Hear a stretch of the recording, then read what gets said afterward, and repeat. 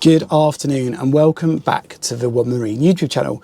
Firstly, a quick thank you to all of our recent subscribers. Thank you. If you're watching this and not subscribed, don't forget, subscribe. We've got lots of content. We're really working hard to get it for you. So enough of that. Let me give you a quick talk about what we're going to do in today's video.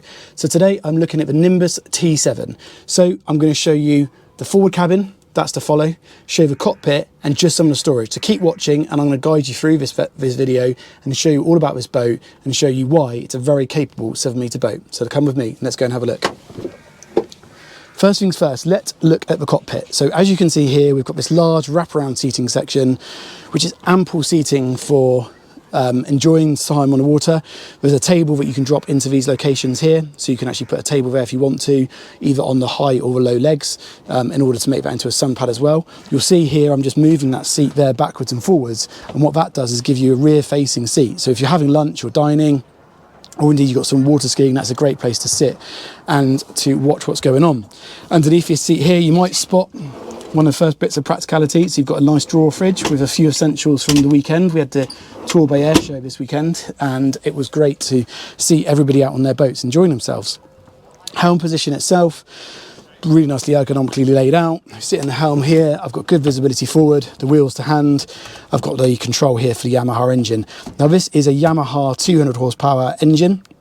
More than enough power for this hull, works really nice, and it still gives you that level of efficiency as well. The hours are confirmed on the spec. I don't have ignition keys with me today because they've got the owner, but we can confirm that on the spec. You've got a twin USB charger just tucked down here, which is nice. She's got a fusion system. You might also spot down here that she's got trim tabs. So both this size, it's really nice to have trim tabs. If you've got guests on board for the day and they're all sat on your port side, it's really nice to be able to level that up with using the trim tabs. You've got your bow thruster control here as well. I don't know if that's actually on what batteries it is. So you can see here, just by pushing those buttons, how much I'm moving the bow thruster. That's just a battery voltage alarm because I've just had everything on, and just operating the thruster there, just kick that out a bit. The wheel itself is a tilt as well, so I can actually adjust the position of that wheel on the helm. So you've got your engine meters there and also your fusion control unit.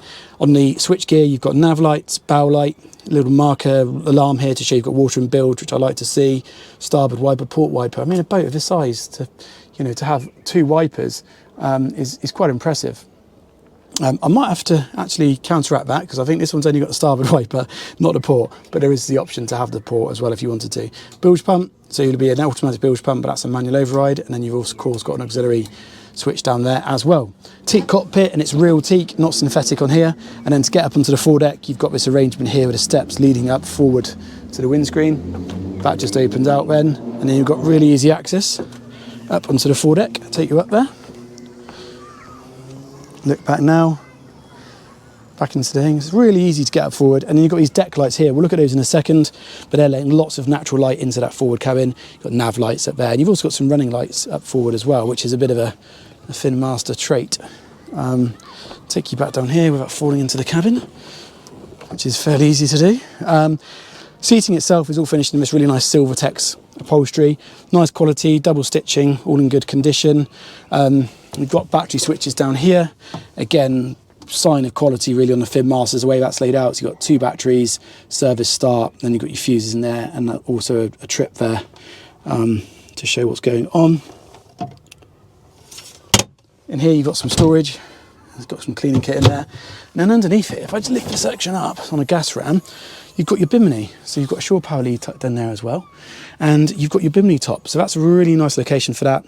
I won't demonstrate that to you today, but that gives you a bimini and the camper covers. So in addition to giving you a shade over this area here, you can also enclose it with what we call the camper cover set, effectively like a tent that goes over to this space. So it makes being on the boat for a couple of days that bit easier.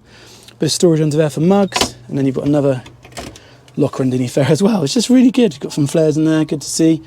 And then you've got your manual bilge pump down there. So there's a handle actually tucked underneath there to put your handle in there, pump away. The chances of needing to use that are very slim, obviously, but it's nice to have. Really nice. A couple of storage areas back here. So you've got your swim ladder. Try and get my feet out of the way. And you've also got some rope storage in here. So you've got some lines in there. It's just really nice. Again, finished in wood. the teak, and you've got your fuel filler underneath there as well, protected from water ingress extra with the cover, which is nice to see. There is a tonneau cover as well, which goes over this entire space, which we've of course taken off for today's video. Port side, underneath that locker there, you've got the transom shower, and then you've got an auxiliary outboard bracket as well, where should you need it. That's really just if you wanted to do a longer trip where you were in need of a second engine. That would be quite useful to have. I've made a bit of a mistake there, guys. I've told you the swim ladder's there, and it's not. The swim ladder's on that starboard side. This actually is just additional storage. It's got a flexible hose in there. That's quite neat, actually. It really, so as I said at the start of this video, there's lots of storage on this boat everywhere you go. We haven't even been in the cabin yet. As I said, she's got the 200 Yamaha, all very up to date. Good looking boat as well. If you just take it from the starboard side here, it's a really smart looking boat. You've got some clips there for the fenders, which is nice to see. You might be able to just spot those trim tabs that I mentioned earlier. So the trim tabs are just down there underneath the water. I don't know how that's going to come out. You can see that there actually. So that's your trim tab in its up position. And those flaps go down when you push the button on the dash. You've got these little clips here for the fenders, which is nice. You've got 1, 2, 3 fenders on there. So an easy boat to crew and to helm as well. Just going to take you forward now. Just going to jump over this way. So just to go step on the seats, back through into the cockpit. Again, teak everywhere you go, which is really nice. And then into the cabin, and it's just very light and airy in here. So I jumped in there earlier on for the first time, and actually when you've got those windows, I don't know how well you can see that in the video, but it's amazing to be able to see that water. It really does give you a sense of space. And as I mentioned, you've got those deck hatches letting lots of light down into this cabin.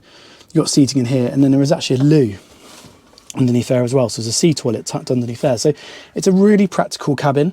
Yes, you're not going to stay on it for 3 weeks at a time, but you could easily overnight, long weekend away, very comfortably. We've even got a little sink up here. If I just lift up this here, cleverly done with that split lid. That's my jacket, because it's so warm I've had to take my jacket off, and I'm not used to doing that. Got a little sink there. So yeah, it just makes that bit of practicality for those, like I say, those longer stays on board. From a navigation perspective, I don't think I actually spoke about that up at the helm, but you've got your Garmin MFD. So this gives you everything you need here. So I can go to chart plotter, and then you can see here we're in Brixton. Zoom right in, so you can see we're sat on the berth there. So it's a really nice, easy system to use. You can see it's very responsive to me there, just pinch and zoom. And you can see you've got the shading there going on with a bay. You see we're based down in the southwest of the UK, so I'm sure all of you know where Torquay is, but that's where we are. So all in all, this T7 packs a lot of boat for her size. I would say if you're looking for something like this on the market, please do get in contact. We've actually looked after this client on, this is his second boat that we've sold for him. So please do get in contact. Give us a call. If you want to come and arrange a viewing, we can help you with it. If you're looking for berthing, then equally we can help you do that. So thank you very much for watching. Don't forget to subscribe. Look at us on our Instagram channel as well. We're pushing hard to get these accounts out there for you. So we appreciate all the follows and subscribers. Thank you for watching, and we'll speak to you again soon.